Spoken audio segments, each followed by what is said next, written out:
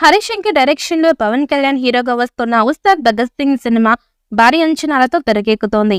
ఇప్పటికే ఈ సినిమాకి సంబంధించిన షూటింగ్ 40% అయితే కంప్లీట్ అయ్యింది. ఇక ప్రస్తుతం పవన్ కళ్యాణ్ రాజకీయాల పరంగా బిజీగా ఉండడంతో ఈ సినిమాని తాత్కాలికంగా నిలిపివేశారు. ఇక ఇప్పుడు అందుతున్న సమాచారం ప్రకారం మరొక 3 నెలల తర్వాత ఈ సినిమా షూటింగ్ స్టార్ట్ అవుతున్నట్టుగా తెలుస్తోంది.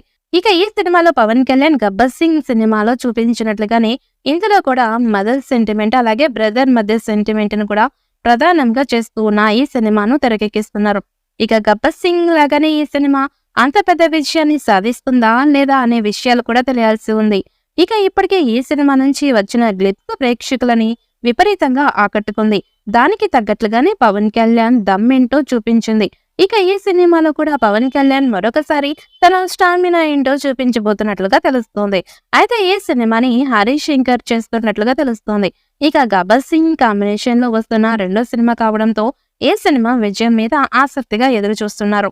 ఇక ఈ సినిమా కనుక సూపర్ సక్సెస్ అయితే ఇక హరీష్ శంకర్ పవన్ కళ్యాణ్ ఇద్దరికి మంచి ప్లేస్ దక్కుతుంది అనే చెప్పాలి.